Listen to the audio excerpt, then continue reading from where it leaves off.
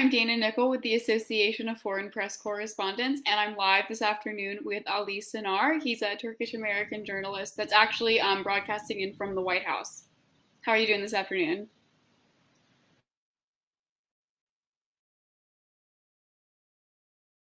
Because Biden is traveling overseas, but I see some international reporters as well. So it's busy here at the moment. That's awesome.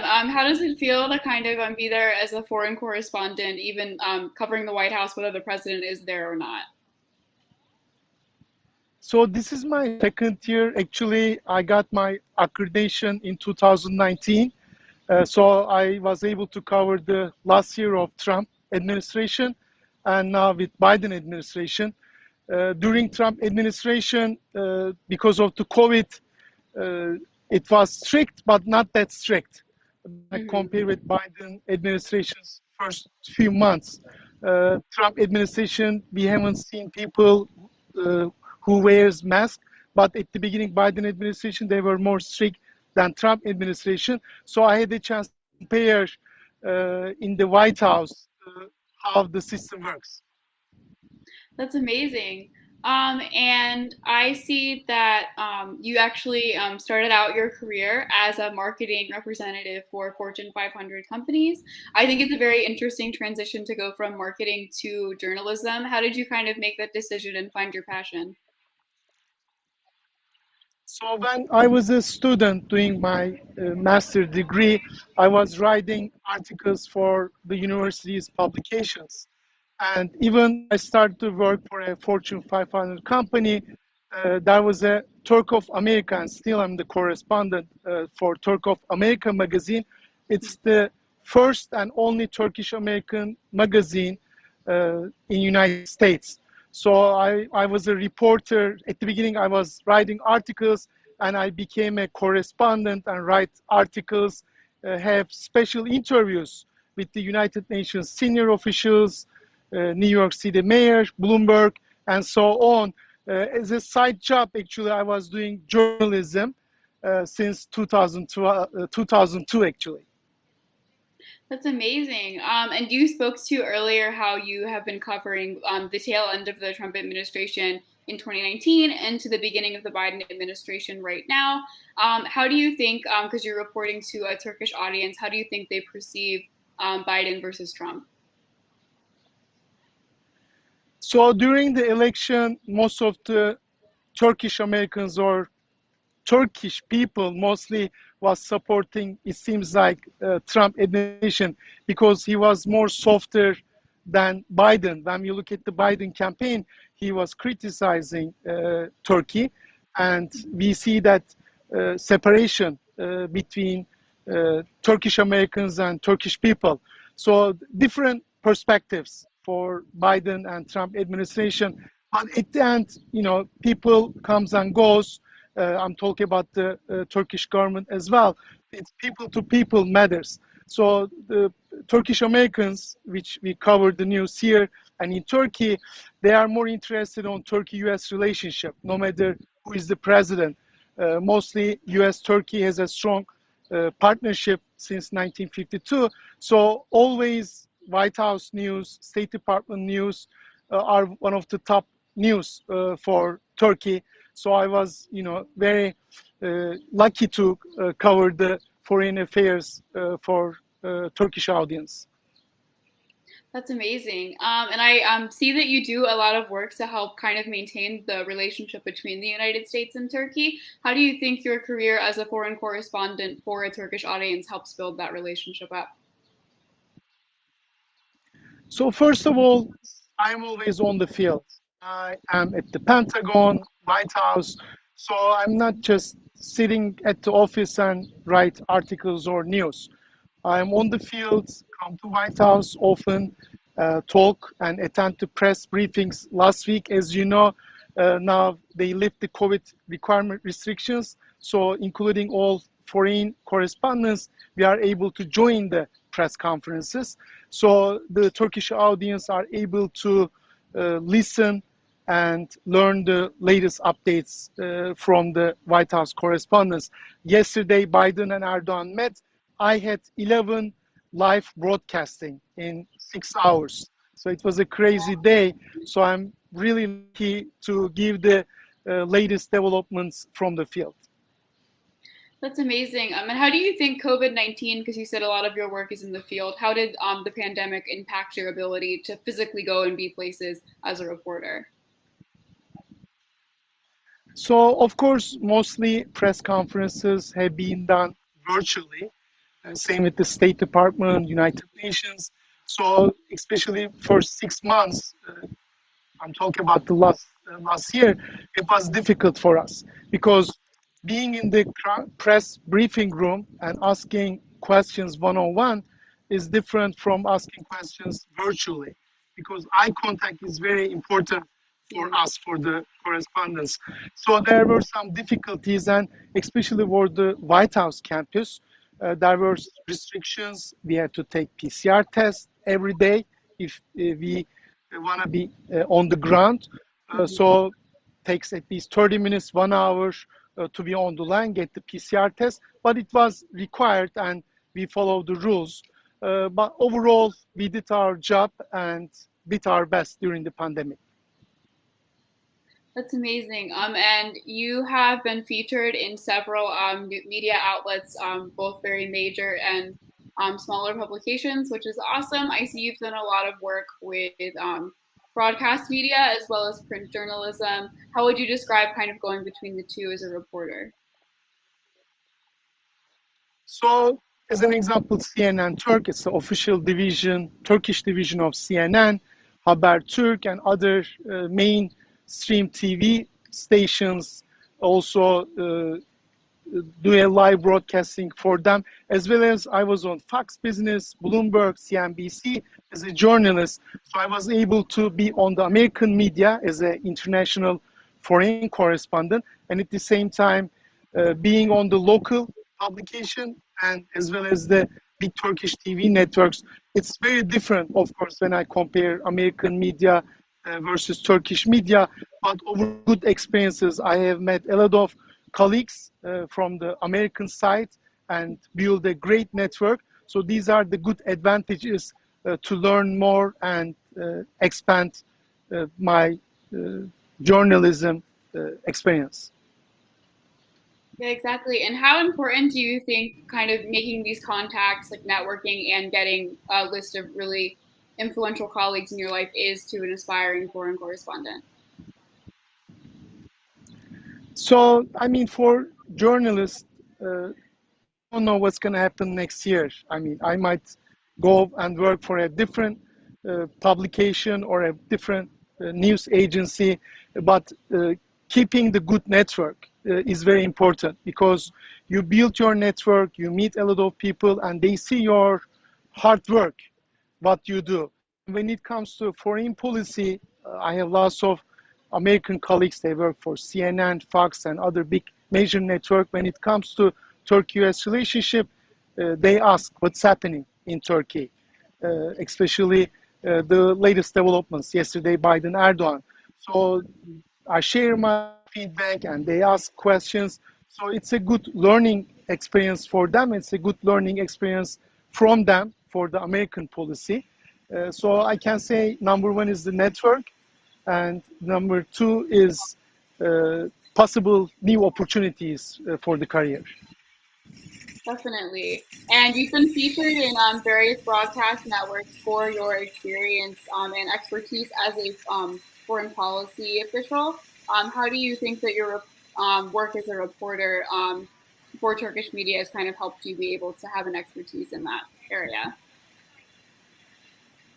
So it depends on your hard work. If you have great interviews, I did a lot of interviews. As an example, former NATO commander Stavridis, another general Wesley Clark, Ambassador James Jeffrey. So I had a chance to interview with the top admirals, generals, ambassadors, and this also is a good reference for me to have a much better interviews for my work, at the same time covering different stories. when it comes to Turkey-US relationship. So making a difference, I think, is the most important part for the journalism. Be the front runner, be the first who break the news and share with the public and audience. Sometimes not just the Turkish media, Azeri news or Balkan countries, news agencies also follow our stories. So it's important to expand the uh, coverage, not just Turkey, expand to your neighborhood as well. Definitely, I agree that's very important. And in your career, you've covered such a wide variety of stories and topic areas. What would you say is a story that meant the most to you and why?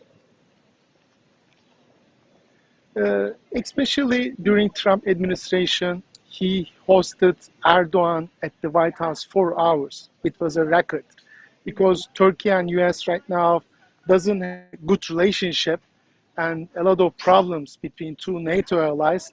And at some point, Trump and Erdogan, they were balancing the relationship with their personal communication. And it was the first time United States president hosted a Turkish leader over 4 hours at the White House.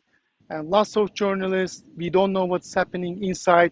Some senators, they were coming in and coming out. So it was an interesting 4 hours, and my TV networks uh, pushing us, what's happening? Can you learn more? So I was the correspondent to a live interview when it's finished before they had a joint press conferences. So these are kind of like you are competing with the time for these important meetings.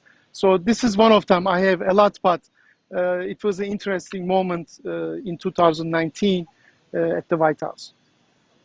Definitely. And when officials do have closed door meetings like that, what do you think are some challenges as a correspondent in the field on the ground trying to get those answers, trying to figure out what's going on in the room? So it depends who are in the ground. Sometimes we might see the national security as walking and going to have an interview with the mainstream media here Yeah. or the spokesperson, Pisaki. So you are able to see officials on the Yeah. campus at the White House. So, and you can nicely ask question if they would like to answer it. So try to get some, information what's happening.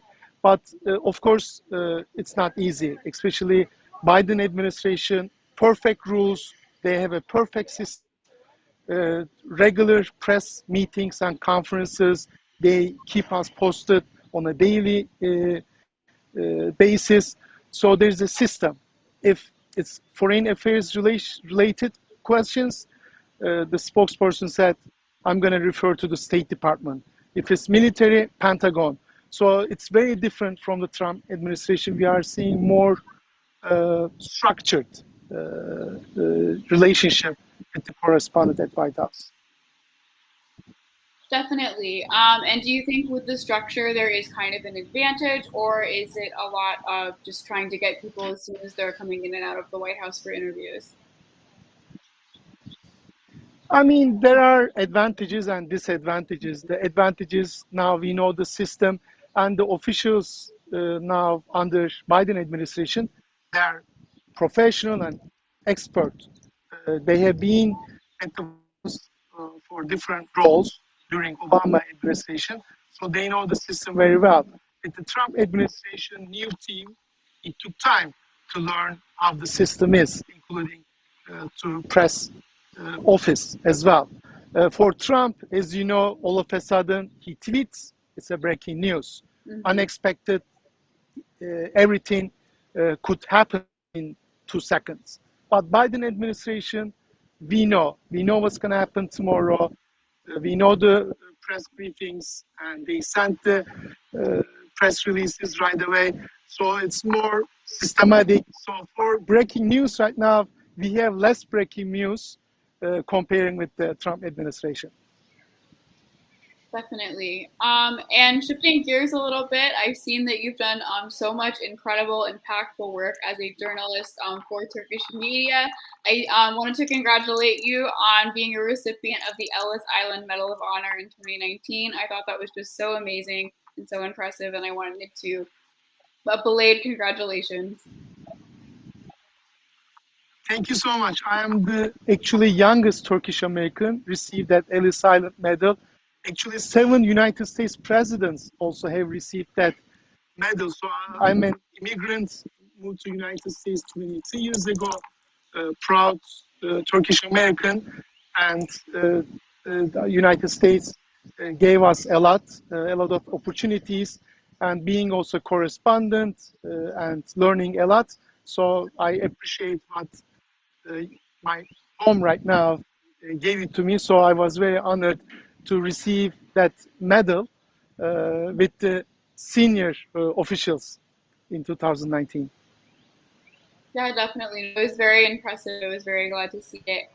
And I see that you also work with the Turkish Heritage Organization. You're the president of the organization. And I wanted to know how your work in media has kind of assisted you in that role as well. Sure, it's a think tank organization. It's separate from the journalism. You know, some correspondents and journalists, they also, work on associations, they're ethnic organizations. So this is more improving Turkey-US relationship. It's bipartisan. It's not, sponsored by private companies, very transparent. And the important part of the work is improve the relationship, organizing panels, conferences, and there's a separate team that they work on different grassroots events. So I'm keeping my journalism from that role, but of course it's a good experience, especially being in Washington, D.C. Being in the think tank work is also a good advantage, build a great network at the same time. And you also interact with many people and build your network. So it's a good experience. Definitely. And you've kind of had your hand, you've done work with marketing, different foundations, think tanks, organizations, as well as journalism. I think that is so impressive. Is there anything else you would want our listeners to know about your career as a foreign correspondent?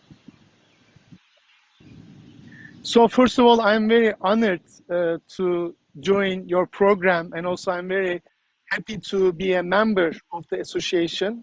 This is my second year, and I attend some great events before COVID-19.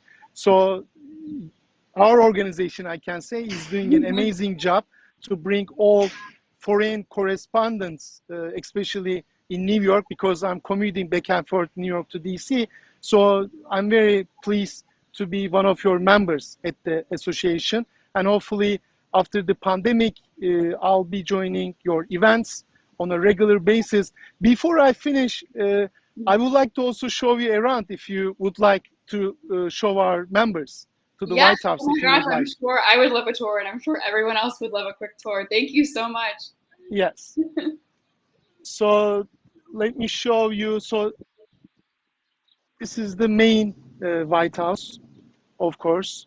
So we can go from this side. So I can do a live TV interview, as an example, from here. Background is White House. And these booths, I'll show you this way, for CNN, Fox, Bloomberg, CNBC, the major TV network, and White House correspondents, the chief of White House correspondents, they do their broadcasting from here, and they host White House official. The White House officials came and have their interviews from these booths. And this is the one of the another main entrance, and President Biden welcomes the leaders from this gate. Mm-hmm. And behind this actually building, there is the Oval Office. So we are able to see time to time if Biden is inside or not. There is a personnel actually from the US Army. If he's sitting in front of the door, that means President Biden is inside. Wow, that's so cool. And yes, and then some correspondents here, they do live broadcasting. Even President Trump is not here, President Biden is not here. So, and I'm going to take you to right now press briefing room, the famous press briefing room, Cool. before we finish our program. How often would you say that you're actually on the ground at the White House covering news? 3 times a week. Okay.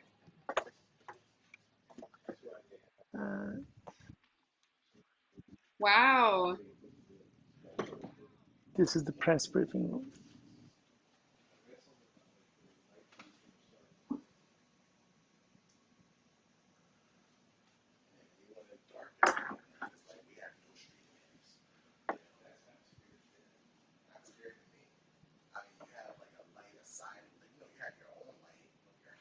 That's amazing, and it's definitely with restrictions being lifted a little bit, definitely easier to get a spot and sit in there and report on what's going on. Yes. And then this hallway goes to the correspondence. Let me show you, go this way.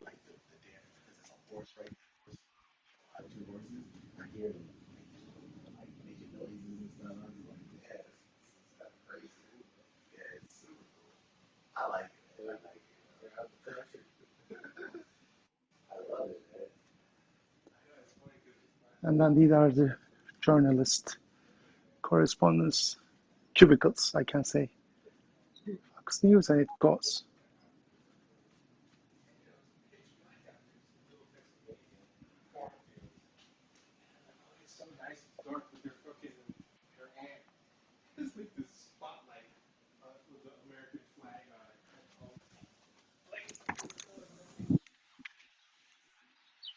Yeah, so this is the little White House tour for you and for our members. Thank you so much for the exclusive tour. It felt like I was in the room, and it was so great to see where you're able to work. That's amazing. Thank you so much. Thank you, and thank you again for having me, and look forward to seeing you soon. Of course, hopefully soon we'll be able to meet in person and do a little interview live stream, but in person. Thank you. Of course. Have a good one.